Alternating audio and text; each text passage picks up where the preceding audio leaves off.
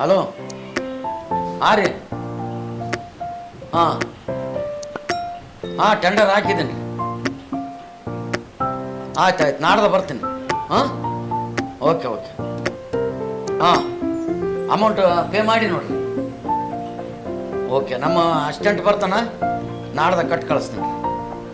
ಹಾಂ ಆರಾಮೇನಪ್ಪ ದೋಸ್ತ? ಬಾ ದೋಸ್ತ, ಕೂಡು ಬಾ. ಆರಾಮಿದೆ? ಆರಾಮೇನಪ್ಪ. Right, good. ಮನೆಗೆಲ್ಲರೂ ಆರಾಮಾರಲ್ಲ? ಆರಾಮಿದ್ದೀವಿ ದೋಸ್ತ. ಆಯ್ತು.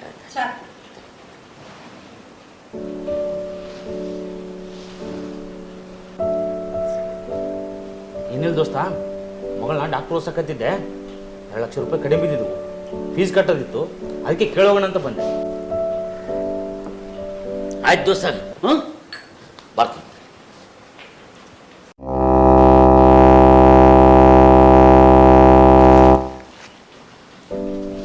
ತಗೋ ದೋಸ್ತ. ಇವತ್ತು ಹೋಗಿ ಫೀಸ್ ಕಟ್ಟಿ ಬಂದ್ಬಿಡು. ಕಾಲೇಜಿಗೆ ಹೋದೆ ಅಂದರೆ ಮಗಳ ಕಡೆಯಿಂದ ಫೋನ್ ಮಾಡ್ಸ ಭಾಳ ದಿನ ಆಯ್ತು, ಹುಡುಗರು ನೋಡಿಲ್ಲ. ಇನ್ನೇನು ಬಂದೆ ಅಂದ್ರೆ ಮಗಳು ಕರ್ಕೊಂಬ. ಹಾಂ ರೈಟ್.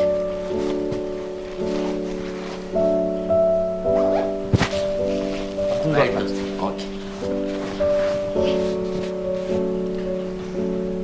ರೀ, ಬರೇ ದೋಸ್ತಾನಕ್ಕೆ ನಂಬಿ ಇಷ್ಟಿಷ್ಟು ದುಡ್ಡು ಕೊಡ್ತೀರಲ್ಲ, ಇದು ಮೊದಲೇ ಮೋಸದ ಕಾಲ ಅದ್ರಿ.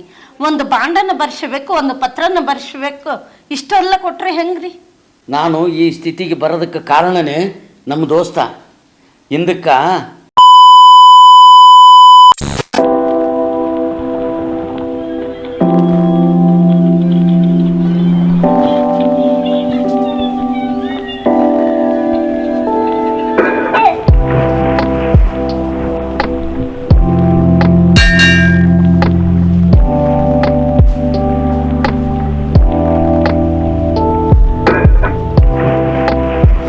ಏನು ದೋಸ್ತ, ಯಾಕೆ ಬರಕ್ಕೆ ಹೇಳ್ದಿ? ಏನಿಲ್ಲ ದೋಸ್ತ, ಒಂದು ಬಿಸ್ನೆಸ್ ಮಾಡ್ಬೇಕಂತ ಮಾಡೀನಿ. ಅದಕ್ಕೆ ಬಂಡವಾಳ ಎಲ್ಲ ಲೆಕ್ಕ ಹಾಕಿದ್ರೆ 5 ಲಕ್ಷ ತನಕ ಬರ್ತದೆ. ಅದಕ್ಕೆ ಸ್ವಲ್ಪ ಒಂದು 5 ಲಕ್ಷ ರೂಪಾಯಿ ಅನುಕೂಲ ಮಾಡಿದ್ರೆ ಮತ್ತು ಬಿಸ್ನೆಸ್ ಮಾಡ್ಬೇಕಂತ ಮಾಡೀನಿ. ವರ್ಷ ಇಷ್ಟು ಮುಟ್ಸಂತ ಹೋಗ್ತಿದ್ದೆ, ಸ್ವಲ್ಪ ಅದೊಂದು ಅನುಕೂಲ ಮಾಡಪ್ಪ ನೋಡು. ಅಲ್ಲ ದೋಸ್ತ, ಊರು ಮಂದಿಗೆ ನಿಮ್ಮ ತಮ್ಮ ಸಾಲ ಕೊಡ್ತಾನ, ನೀನು ನನಗೆ ಕೇಳ್ತಲ್ಲ? ನಮ್ಮ ತಮ್ಮನ್ನ ಕೇಳಿದ್ನಪ್ಪ, ಸಂಬಂಧಿಕರೊಳಗೆ ನಾವು ಸಾಲ ಕೊಡೋದಲ್ಲ ಅಂತೇಳಿ ಖಂಡಿತ ಹೇಳಿ ಕಳಿಸಿಬಿಟ್ಟ.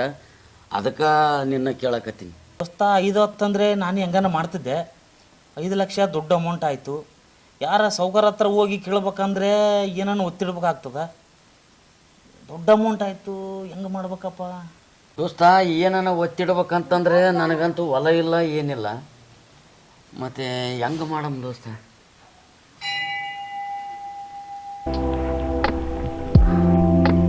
ನೋಡಿ ದೋಸ್ತ, ಎಂದು ಕೇಳಾರ್ದ ಕೇಳಿದ್ದಂದಾಗ ನಮ್ದು 5 ಎಕರೆ ಹೊಲ ಅದ, ಬ್ಯಾಂಕ್ನಾಗ ಹೋಗಿ ಒತ್ತಿಟ್ಟು ಬಿಡಮ್, ಬಿಸ್ನೆಸ್ ಚಾಲು ಮಾಡಿಬಿಡು. ದೇವ್ರ ಮುಂದೆ ಕುಂತು ಹೇಳಕತ್ನಿ, ಒಳ್ಳೇದಾಗ್ತದ. ಬಾ, ಇಷ್ಟು ಮಾಡ್ಲಿಕ್ಕಂದ್ರೆ ದೋಸ್ತನಿಗೆ ಏನಿರ್ತದ, ಬಾ ಬ್ಯಾಂಕಿಗೆ ಹೋಗಂಬ.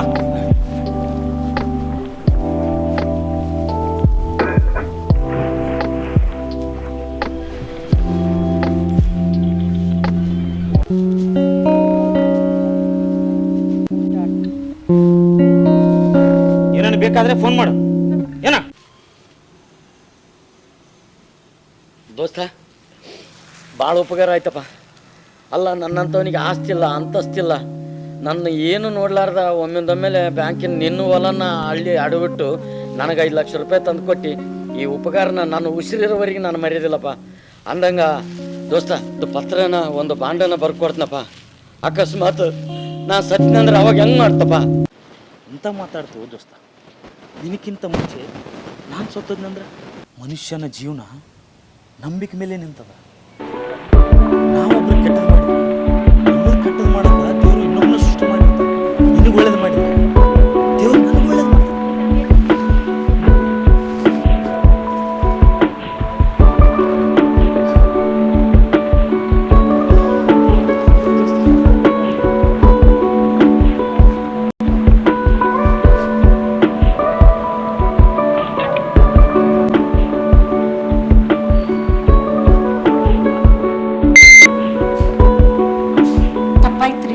ಅಂತ ದೇವ್ರಂತ ನಿಮ್ಮ ದೋಸ್ತನ ಬಗ್ಗೆ ನಾ ಮಾತಾಡಿದ್ದು ತಪ್ಪಾಯ್ತ್ರಿ.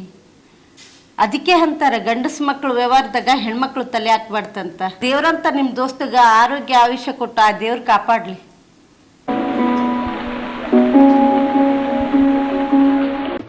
ಜೀವನದಲ್ಲಿ ಎಷ್ಟೋ ಜನ ಪರಿಚಯ ಆಗ್ತಾರೆ, ಆದರೆ ನಮ್ಮ ಸಂತೋಷಕ್ಕೆ ಕೆಲವರು ಮಾತ್ರ ಕಾರಣರಾಗ್ತಾರೆ. ಅವರೇ ನಮ್ಮ ನಿಜವಾದ ಸ್ನೇಹಿತರು. ಸಿಗದವರನ್ನು ಹುಡುಕಬೇಡಿ, ಸಿಕ್ಕವರನ್ನು ಬಿಡಬೇಡಿ, ಬರದವರನ್ನು ಕಾಯಬೇಡಿ, ಬಂದವರನ್ನು ಕಾಯಿಸಬೇಡಿ, ಕೊಡದವರನ್ನು ಕೇಳಬೇಡಿ, ಕೊಟ್ಟವರನ್ನು ಎಂದೂ ಮರೆಯಬೇಡಿ. ಭಗವಂತನ ನ್ಯಾಯಾಲಯದಲ್ಲಿ ವಿಚಾರಣೆಗಳು ಇರುವುದಿಲ್ಲ. ಒಂದು ವೇಳೆ ಶಿಕ್ಷೆಯಾದರೆ ಜಾಮೀನು ಸಿಗುವುದಿಲ್ಲ.